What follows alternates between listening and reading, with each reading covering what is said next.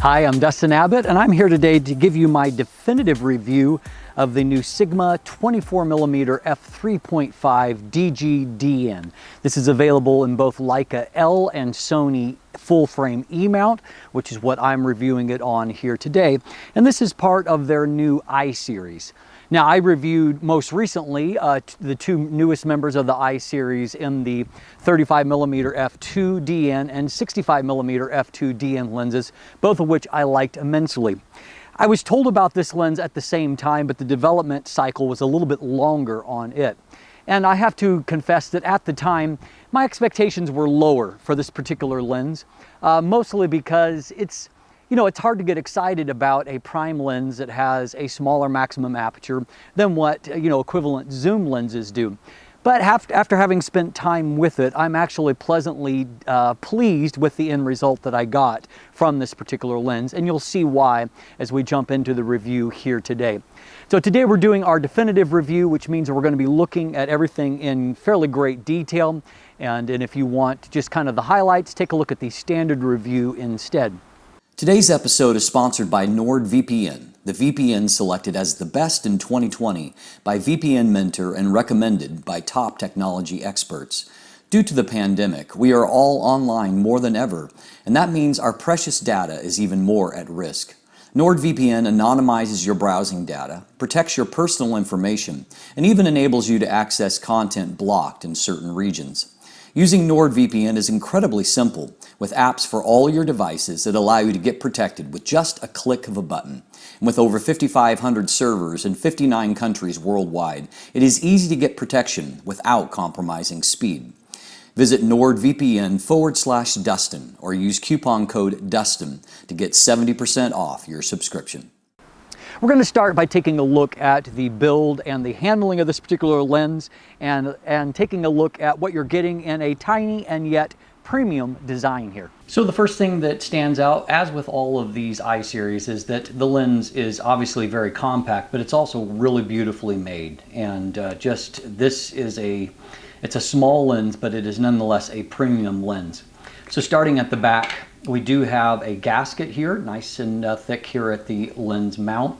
That is, to my knowledge, the only seal point, however. Something is better than nothing, and so at least you get a seal point there. Next, we have the aperture ring, which, like the aperture ring on the other I-series lenses, there's this kind of open slot where you've got the actual scale here to show you the various aperture settings. And there are detents at 1/3 stops, and then a harder detent between automatic and f22. And so you won't inadvertently bump it that way. To my knowledge, there is no ability to declick these lenses, however. There is also an AF/MF switch. Now, for whatever reason, they chose to go in the traditional kind of lateral position rather than, putting it, kind of horizontally in this slot. And it is a little bit tight. It's particularly tight if you're using gloves, as I am this time of year, mostly because, you're going to be you've got this raised aperture ring right here, and thus not a lot of room. And normally there would be a camera here, and so not a lot of room to get at it. So I actually would have preferred them to do the transverse position instead. The focus ring here, once again, is it's raised, it's nicely ribbed, it moves with good damping. Your only challenge is that it's not particularly wide, and so again, particularly if you're using gloves, there's not a lot of room because of the raised lens hood. Now, I do appreciate the fact that the lens hood, it looks comprehensive in the lens itself. It all looks like it kind of flows together, and so it's just not a tacked on cheap piece on a nice lens, which kind of drives me crazy when you have a nice metal lens construction and then you have a really cheap lens hood tacked on there. That's not the case here. We do have a very nice metal lens hood that is, made with the same kind of, engineering attention to detail that the little lens itself does. So the lens starts to look really small when you remove the hood, because the hood is fairly substantial. And I will say this, that I don't know if it needed to be this substantial, because flare resistance is actually quite good. Maybe the hood is contributing to that, I don't know. But either way, we have a nice lens hood, and I will also note that it does reverse nicely. Those of you that ask about rings, in this case, the lens hood is deep enough that both rings are obstructed to some degree when the hood is reversed. Up front we have a fairly common 55mm front filter thread, and once again we have a two-way solution to lens cap. And so you've got typical, traditional pinch style. Then they also include this magnetic style, and then there's that lanyard that we've seen previously if you want to just, magnetically attach it to that. But this is a nice, easy solution. However, as before, it sinks in. It's a little bit, not a little bit, it's pretty near to impossible to pull it out if the lens hood is in place. That's my only criticism of these particular caps, is that it actually works better if you're just using the bare lens itself. Now, speaking of the bare lens, it weighs in at 230 grams, which is, really lightweight. And that's just right over 8 ounces. The dimensions are 64 millimeters in diameter, and it's the diameter is at the widest point, so it's at these rings. And again, these rings, they're kind of raised, and so it looks a little bit like a cine lens, to where you could apply gearing to it, which of course you could in this situation here as well, if you so desired. So 64 millimeters or 2.5 inches. It's only 2 inches in length, or 50.8 millimeters. Inside we've got 7 rounded aperture blades, a little bit lower a blade count here than on the other lenses, and it may just be it's so small there's not room for more blades to be a part of the equation. I don't know. 10 elements and 8 groups inside.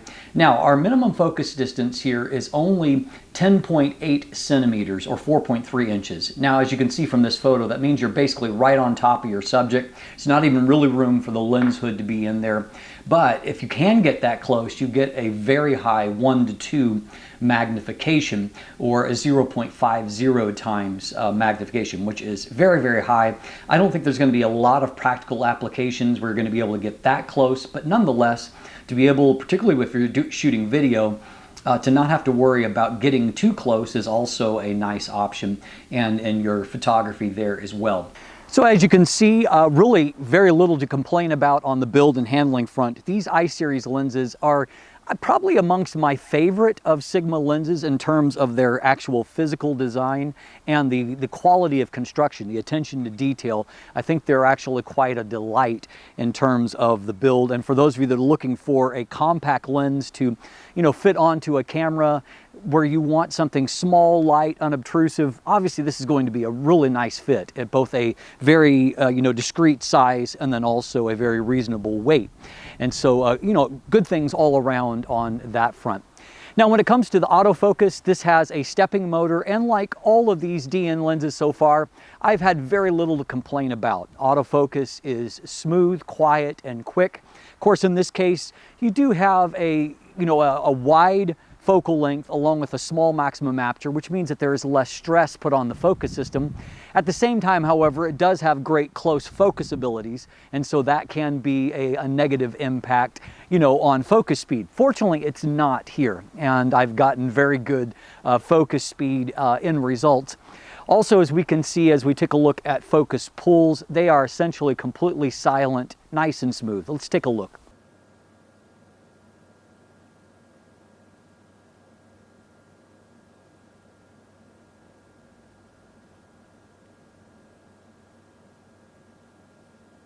You may have also noted there that not only is everything quiet and smooth, but we have also got pretty good performance when it comes to focus breathing, and not a significant change in the size of the foreground or background objects, whether they're in or out of focus. So for those of you that are into this for video, maybe a positive thing for you there.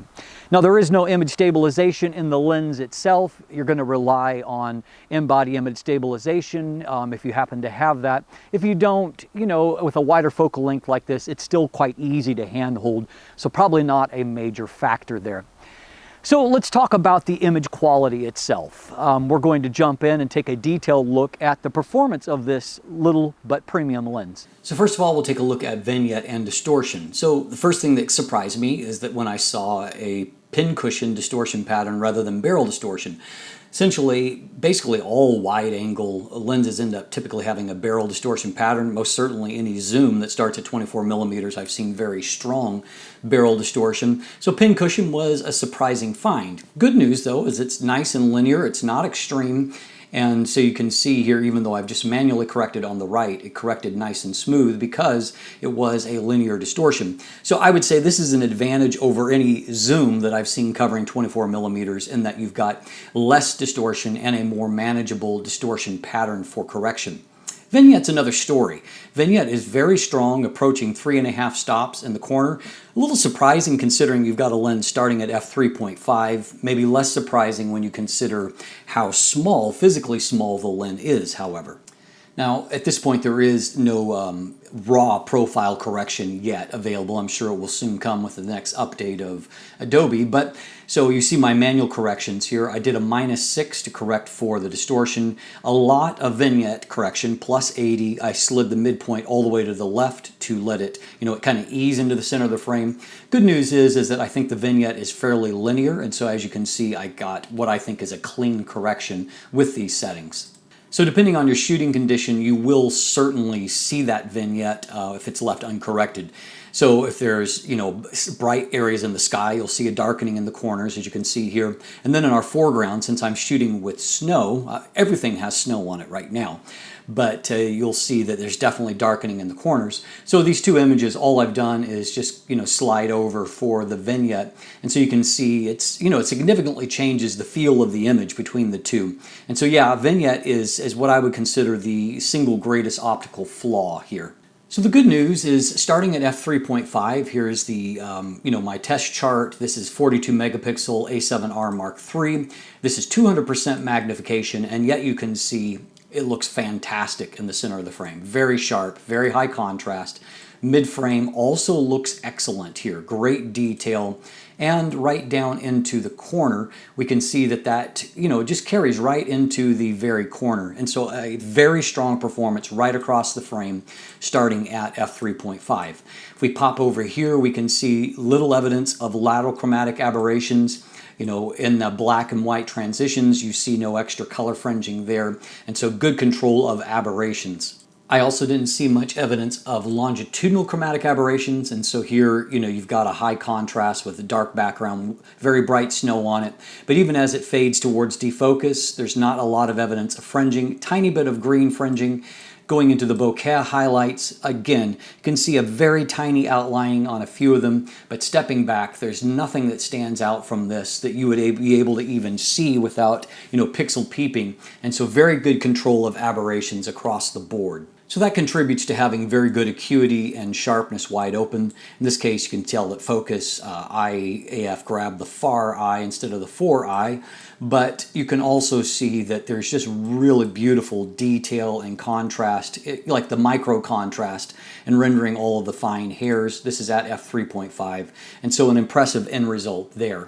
It's also nice and crisp if you're using it for shooting like an environmental type portrait.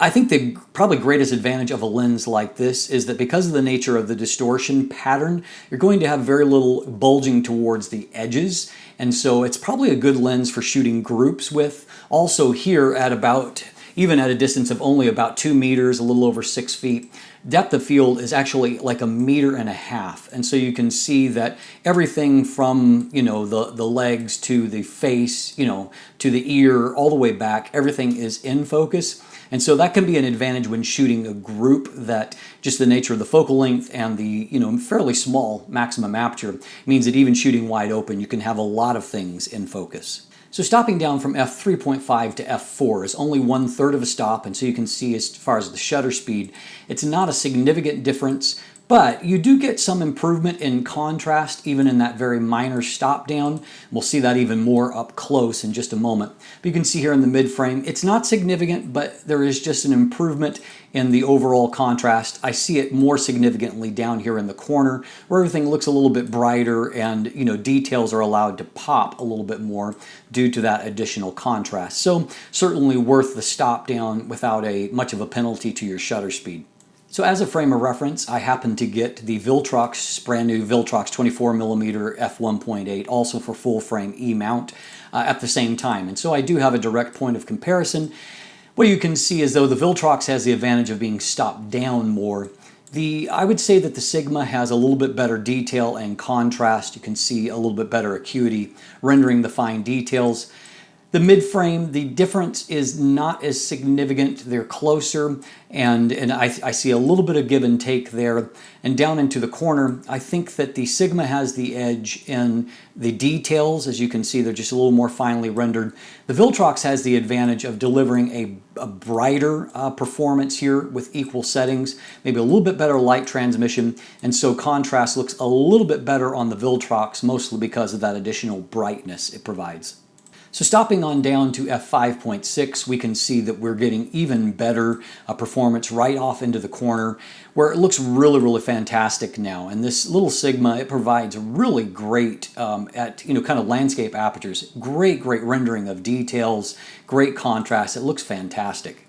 Now going out into a real world comparison, you can see, first of all, looking globally between the Sigma on the left and the Viltrox on the right, there's not a significant difference in looking at the image globally. One thing I will point out is that the Viltrox does frame wider. As you can see, there's more in the frame.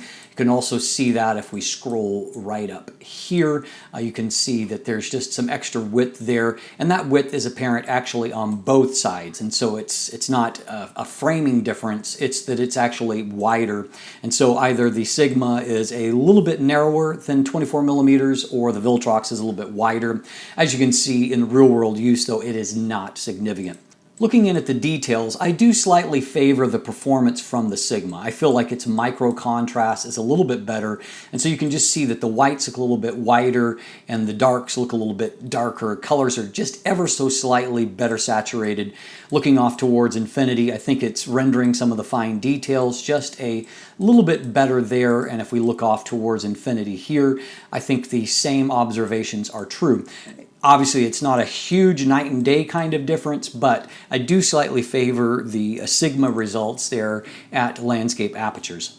So finally, stopping on down to f8, we can see that you get even a little bit better contrast and brightness to the image. And so, I mean, at f5.6 or f8, you're going to get really, really fantastic landscape results. That's where I recommend shooting with the lens for those kinds of applications. Now, some of you like me to take a look at minimum focus, or minimum aperture, I should say here.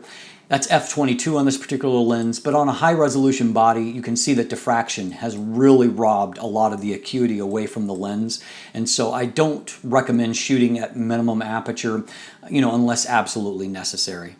So as you can see, we looked at how close you can get with minimum focus before, and you certainly get a very high level of magnification. However, with a wide-angle lens and this close, what you don't get is a flat plane of focus at all. And so you can see only a little bit is in focus, and so you're going to have to kind of use that to your advantage. I did find that a little bit of a stop down to f4 made a fairly significant difference in contrast, and so the detail actually looks, in contrast, actually looks quite good here. So it's definitely useful, but it's not going to be useful if you want to get everything kind of in focus across the plane there. It's only useful for isolating objects. The value I did find is that even not getting quite to that level of magnification, a little bit further away, so a little more practical, I could get good sharpness and I think fairly nice bokeh here.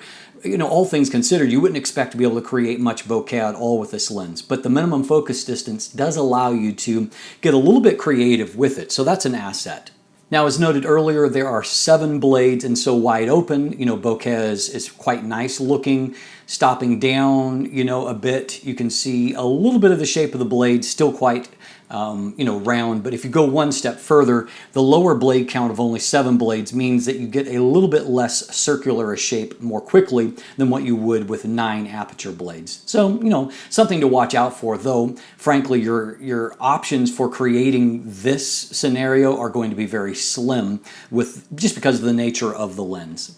I was thoroughly impressed in real-world landscape shooting just with how crisp the detail was, how great the contrast was, across the frame. It just looked really, really excellent. I'm just very happy, and even in challenging lighting conditions because of good flare resistance.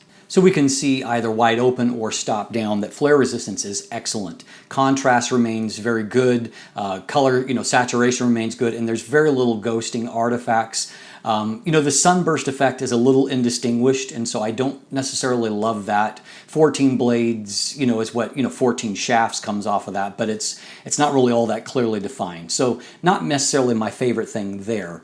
But what I did love is that, no matter where I seemed to position the sun, I achieved very, very good end results. And so as you can see, even panning across, very, very little ghosting artifacts, nothing to negatively impact, and that's true stop down as well, so good results there.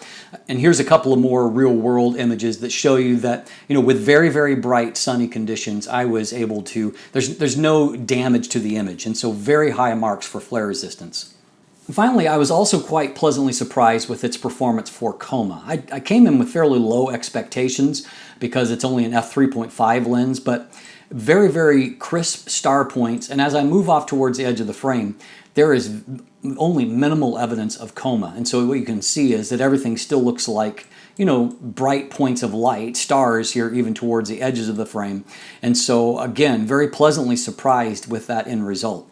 So if you purchase the lens, go ahead and pull it out at night, and here's a shot I took with my barrel sauna and with the stars up above. And so anyway, a lot of really positive things about the image quality from this tiny lens.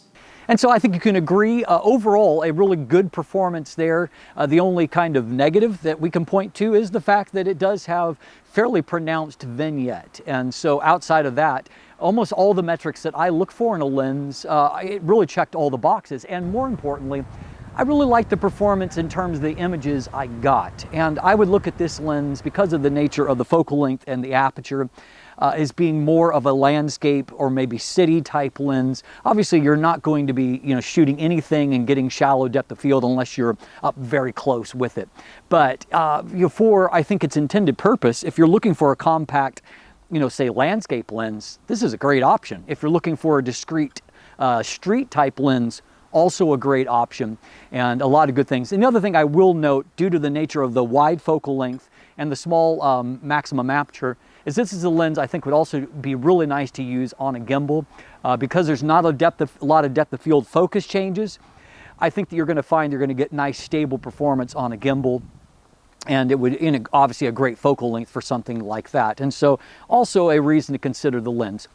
So what's the downsides here? I think at the end of the day, the biggest thing that's going to have someone take pause looking at a lens like this is that it's a lens with a smaller maximum aperture than equivalent zoom lenses have. And so you're not getting that particular advantage, though I think there are some other offsets, lower distortion, maybe a little bit better optical performance than equivalent zoom lenses, certainly better flare resistance than your typical zoom that covers 24 millimeters.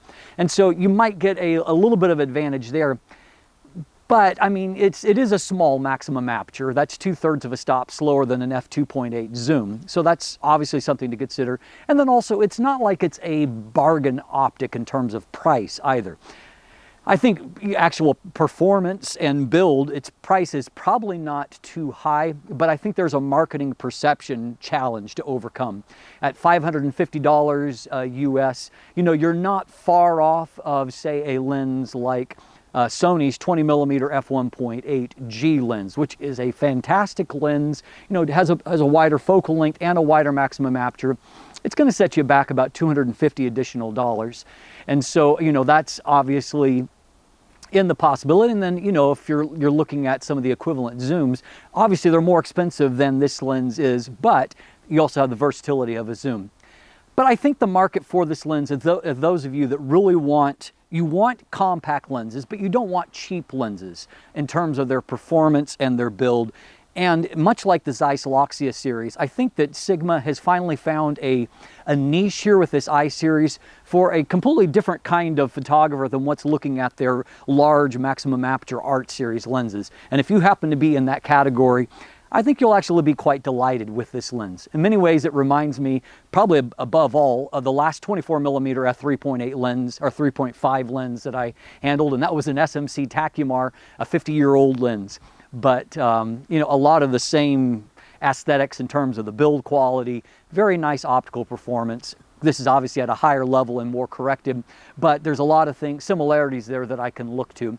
So at the end of the day, it's certainly worthy of consideration if you're not off-put by the idea of the lens itself. I'm Dustin Abbott. If you'll look in the description down below, you can find linkage to my full text review, also linkage to an image gallery. Beyond there, there are options, links to purchase one, though again, because it's so new and just coming to market, some of those are still populating, so you may have to give them a little bit of time. Also linkage to follow me on social media, to become a patron, sign up for my newsletter that comes out every Thursday. And of course, if you haven't already, please click that subscribe button right here on YouTube, and be sure to click that notification bell, and so you're notified when new content drops. Thanks for watching. Have a great day, and let the light in.